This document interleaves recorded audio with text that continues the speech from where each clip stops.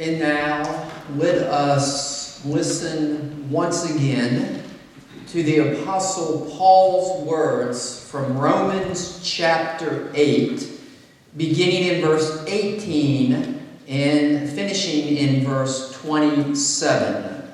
Romans 8, 18 to 27, the Apostle has this to say. For I consider that the sufferings of this present time are not worthy to be compared with the glory that is to be revealed to us. For the anxious longing of the creation waits eagerly for the revealing of the sons and daughters of God.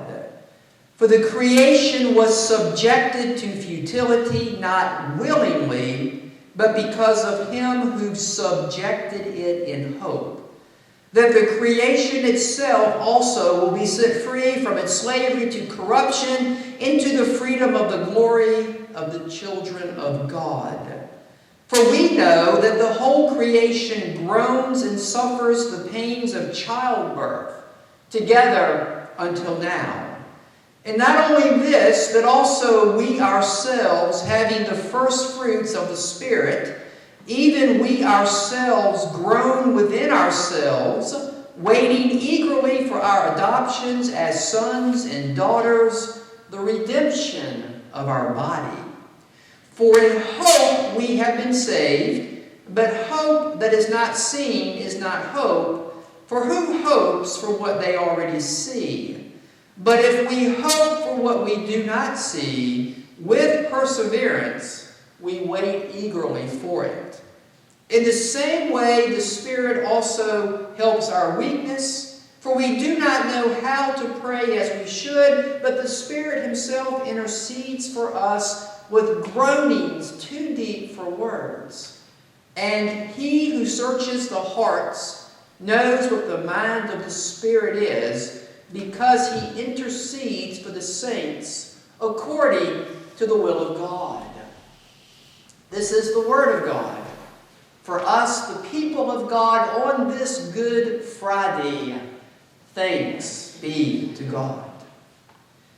Jesus, of course, is our model for living. Jesus is our model for life. On this Good Friday, I have noticed in my reading of the Passion story from the New Testament Gospels, I have noticed that Jesus takes the long view. You remember last night we read from Mark's Gospel the account of Jesus in the Garden of Gethsemane. And it was in Gethsemane that Jesus asked God to save him from his suffering. Jesus could read the handwriting on the walls. He could see that the future did not look pleasant for him. And he said to God, "Remove this cup from me. However, not what I will, O God, but what you will. Not my will to be done, but your will to be done." And we know that this is one of those occasions when God did not save Jesus from suffering. In fact, we know that Jesus suffered greatly on a cruel Roman cross, hung on that cross about 9 in the morning, and dying about 3 in the afternoon.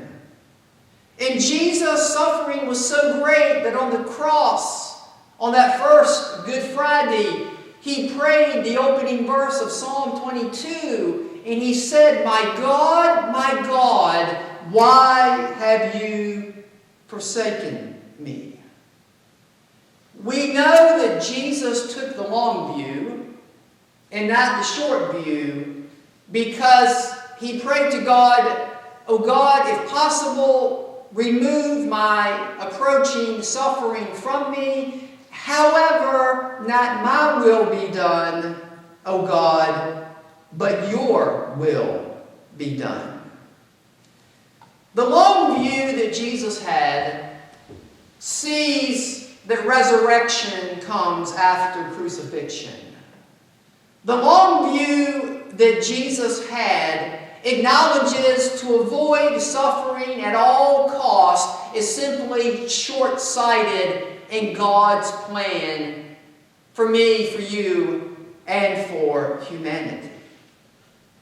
And thus I suggest to you that Jesus' example, that he took the long view, that he did not run. He asked God to remove the suffering if possible, but he did not run. In fact, he walked straight to a cruel Roman cross.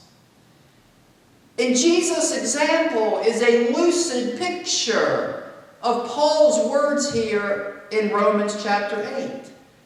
Paul says in verse 18, "For I consider that the sufferings of this present time are not worthy to be compared with the glory that is to be revealed to us." The Apostle Paul, like Jesus, was a man who suffered, and suffered greatly due to his obedience to God. Jesus' obedience to God led him to a Roman cross. Paul tells us of his sufferings in 2 Corinthians chapter 11. He reminds us that he was put in prison numerous times. He reminds us that he was beaten countless times, sometimes to the point of death. He was shipwrecked. He was in danger. He went without sleep. He was hungry. He was cold. And on top of all of that, he had his concern, his daily concern for the care of the churches. And Paul says to us, and Jesus illustrates to us, that no degree of suffering that we face in this life, and I don't know why it is that some of us will exit this life with relatively few scrapes and scratches, and others of us will exit this life beaten black and blue because of all the suffering that we've had to do. I don't know why it's that way, but it is that way. No matter the degree of our suffering, whether it is relatively minor or very great, it doesn't compare to eternal bliss. It doesn't compare to what comes after crucifixion. And so what I'd like you to do briefly is picture Jesus on the cross between 9 in the morning and 3 in the afternoon on that first Friday. Picture him bleeding.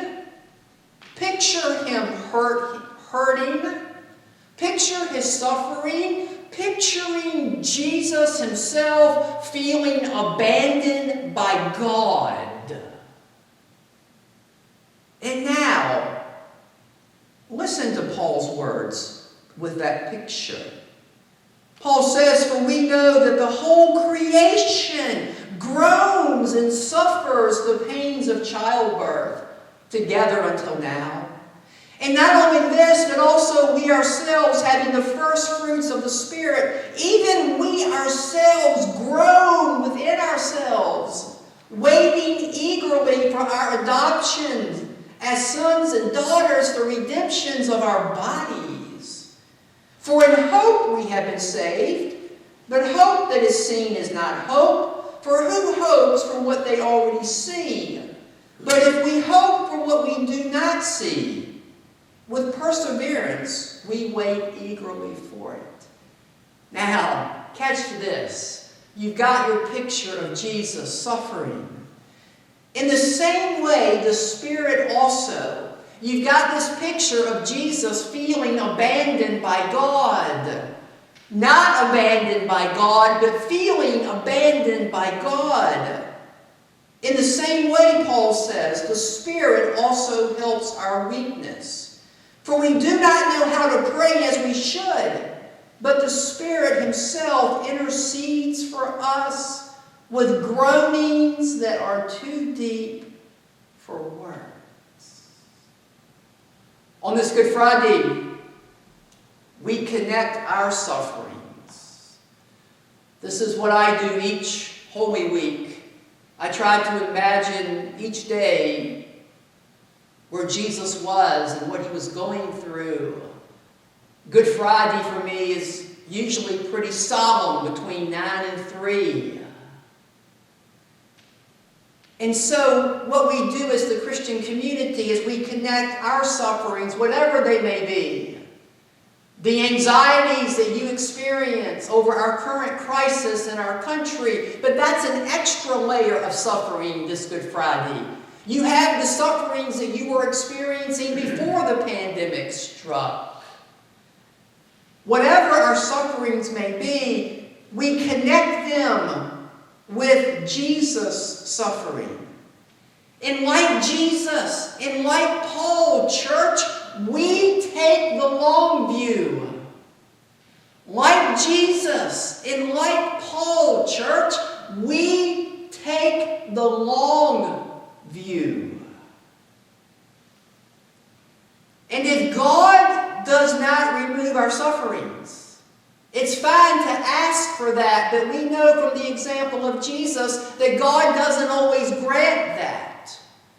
So if God chooses, in the words of the Apostle Paul, to leave that thorn in our flesh, if God chooses not to remove our sufferings, let us hold our sufferings in one hand. Let us embrace the darkness of our suffering in one hand, and let us hold resurrection in the other.